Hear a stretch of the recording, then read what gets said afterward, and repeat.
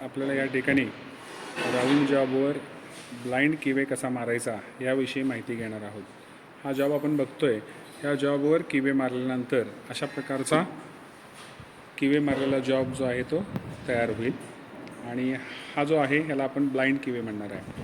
हा ब्लाइंड किवे आपण vertical milling मशीनवर एंडमिल कटरच्या सहाय्यानं 2 लिप्स एंडमिल कटरच्या सहाय्यानं तयार करणार आहोत.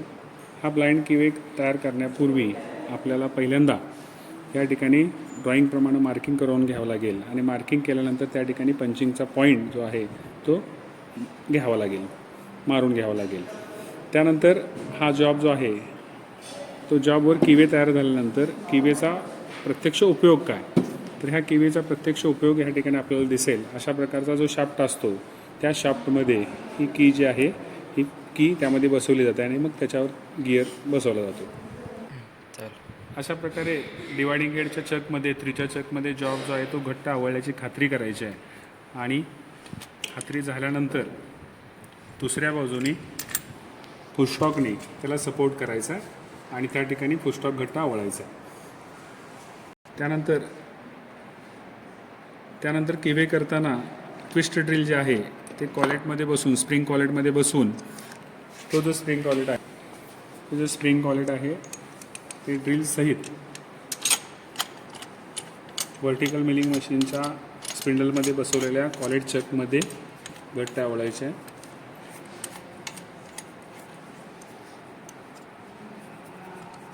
ते ड्रिल आवळत असताना योग्य उंचीवर व्यवस्थित सेट चाललं आहे का नाही बघायचं आहे. आणि त्यानंतर हुक स्पॅनरच्या सहाय्यानं आपल्याला ड्रिल कॉलेट चकमध्ये घट्ट बसलेलं आहे का याची खात्री करायची किंवा घट्ट आवळून घ्यायचे.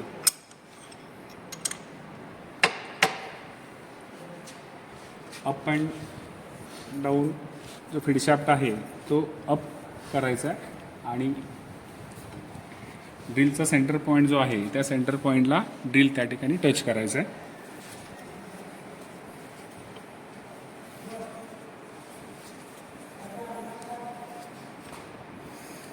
ड्रिल सेंटर पॉईंटला टच केल्यानंतर क्रॉस स्लाईडचा 0 बरोबर असल्याची खात्री करून त्या ठिकाणी घ्यायची आहे. त्याचबरोबर लॉंगिट्युडनल फीडचा 0 बरोबर असल्याची खात्री त्या ठिकाणी करून घ्यायची आहे. आणि त्यानंतर ही खात्री केल्यानंतर ड्रिलचा पॉईंट बरोबर सेंटरला आला ही खात्री केल्यानंतर मशीन स्टार्ट करून ड्रिलिंगची क्रिया जी आहे ती करायची आहे. ही ड्रिलिंगची क्रिया करत असताना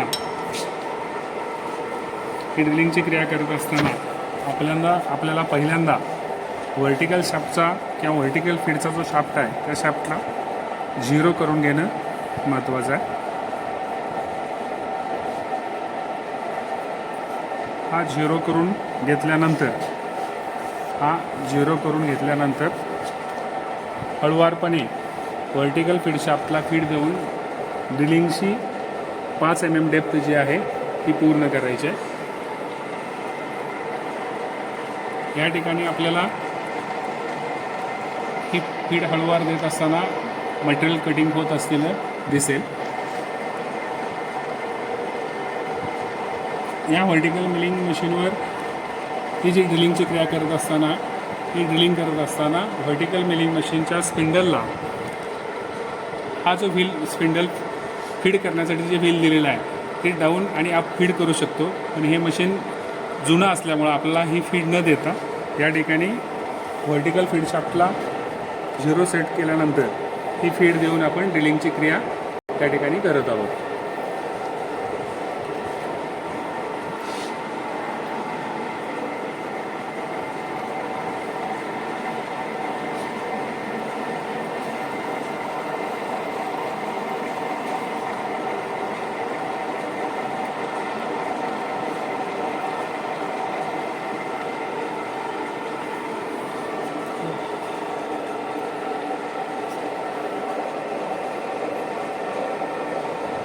व्हर्टिकल फीड शाफ्टचे 2 फेरे पूर्ण झाले.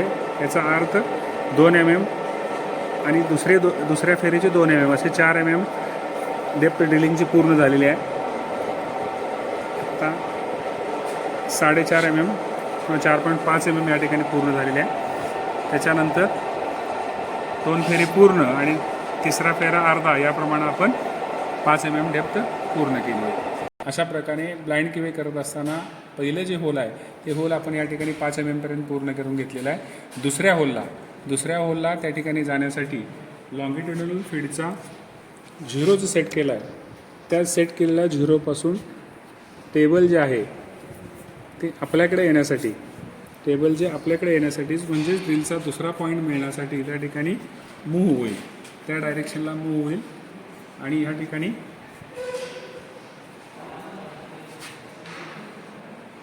10 mm एक फेरा आणि दुसरा 10 mm एक फेरा केल्यानंतर ब्लाइंड होलचा दुसरा पॉईंट जो आहे जो ड्रिलिंग करायचा आपल्याला तो पॉईंट त्या ठिकाणी जॉबवर आलेला दिसेल. अशा पद्धतीनं या ठिकाणी ब्लाइंड केवेच्या दुसऱ्या होलचा 0 या ठिकाणी आपण सेट केला. अशा प्रकारे दुसऱ्या होलच्या पॉईंटपर्यंत ड्रिल आपण आणलेला आहे. ब्लाइंड होलचं दुसरं होल ड्रिलिंग करत असताना त्या सेंटर पॉईंटला ड्रिल आल्यानंतर मशीन चालू करून या ठिकाणी व्हर्टिकल फीडशाफ्टला 0पासून पुन्हा 5 mm फीड देऊन 0पासून 5 mm पर्यंत पुन्हा कोड देऊन दुसरी जी डेप्थ आहे ड्रिलची ती या ठिकाणी पूर्ण करायचा आहे. म्हणजेच व्हर्टिकल मिलिंग मशीनवर ब्लाइंड किवे तयार करत असताना ब्लाइंड किवेसाठी लागणारं ड्रिल जे आहे ते ड्रिलिंग करून घेणं आवश्यक असतं. कारण ते ड्रिलने ड्रिलिंग करून घेतल्यानंतर त्या ठिकाणी आपल्याला एंडमिल कटरला डेप्थ ऑफ कट लावण्यासाठी सोयीचं होईल आणि त्या ठिकाणी प्रत्येक वेळी end mill Katarni depth of cut लावल्यानंतर आपल्याला दोन्ही बाजूला जॉबला फीड देऊन ब्लाइंड किवे 2 लिप्स एंडमिल कटरच्या सहाय्यानं पूर्ण करून घेता येईल. अशा प्रकारे दुसऱ्या बाजूची ड्रिलची डेप्थ जी आहे ती 5 mm पूर्ण या ठिकाणी झालेली दिसेल.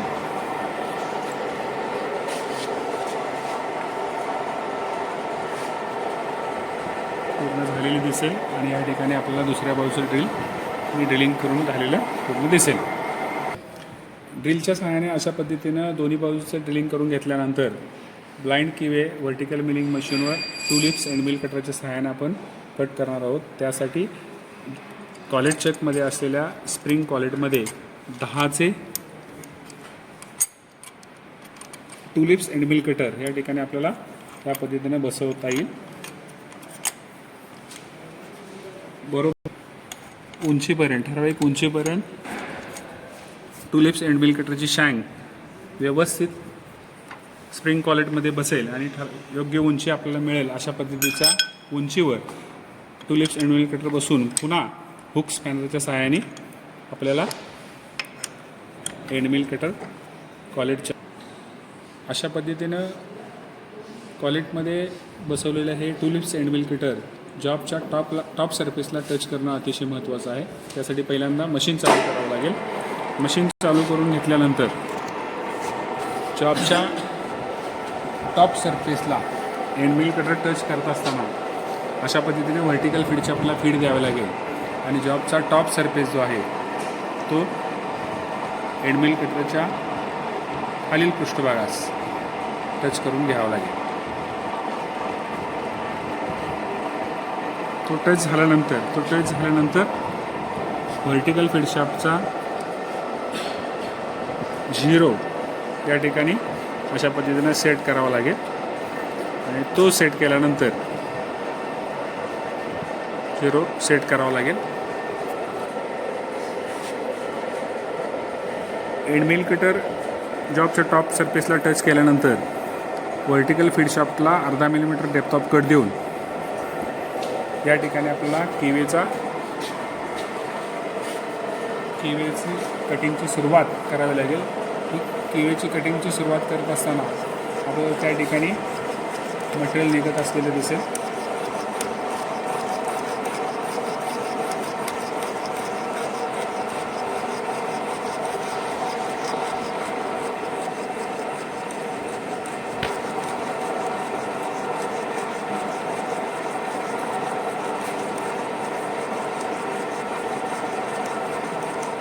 लाईन किवे करत असताना पहिल्या बाजूवरून लावलेला डेप्थ ऑफ कट दुसऱ्या बाजूकडे म्हणजेच 20 mm सेंटर डिस्टन्सकडे आपण या ठिकाणी घेऊन येत आहोत जॉबला फीड करून.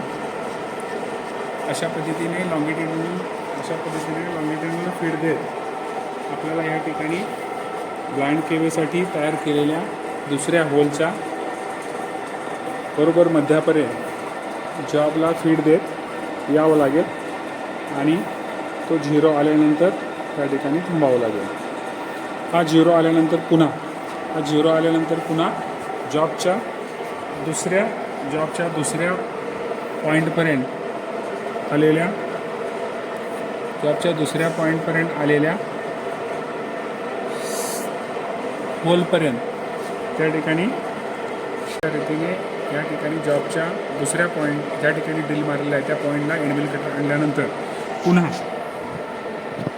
व्हर्टिकल फीड शाफ्टला फिरवून 0.5 मिलीमीटर डेप्थ ऑफ कट या ठिकाणी द्यावा लागेल. तो डेप्थ ऑफ कट दिल्यानंतर जॉबला उलट्या दिशेने फीड देऊन ब्लाइंड केवेसाठीचा दुसरा डेप्थ ऑफ कट या ठिकाणी पूर्ण करायचा आहे. 10 मिलीमीटरचा एंड मिल कटर असल्यामुळं रुंदी जी असणार आहे ब्लाइंड केवेची ती 10 मिलीमीटर असणार आहे आणि त्याची लांबी सेंटर टू सेंटर 20 मिलीमीटर आणि दोन्ही बाजूला कटर एवढ्या रेडियस एवढं अंतर वाढत असल्यामुळं दोन्ही बाजूचे मिळून 10 मिलीमीटर असे एकूण 20 आणि दोन्ही बाजूची रेडियसचे 10 मिलीमीटर पकडून 30 मिलीमीटरचा लांबीचा ब्लाइंड केवे या ठिकाणी तयार होताना आपल्याला दिसत आहे. अशा प्रकारे दोन्ही बाजूनी 0.5 मिलीमीटर याप्रमाणे डेप्थ ऑफ कट देऊन संपूर्ण जॉबची 5 मिलीमीटरची जी डेप्थ आहे ती या ठिकाणी पूर्ण करून ब्लाइंड केवे जो आहे तो पूर्ण करावायचा आहे. अशा पद्धतीने जॉबच्या लांबीसाठी मार्किंग केलेल्या 0 पॉईंटपर्यंत फीड देऊन थांबणे आणि पुन्हा डेप्थ ऑफ कट देऊन पुन्हा डेप्थ वाढवत जाणे आणि 5 मिलीमीटर डेप्थ पूर्ण करणे आवश्यक असते.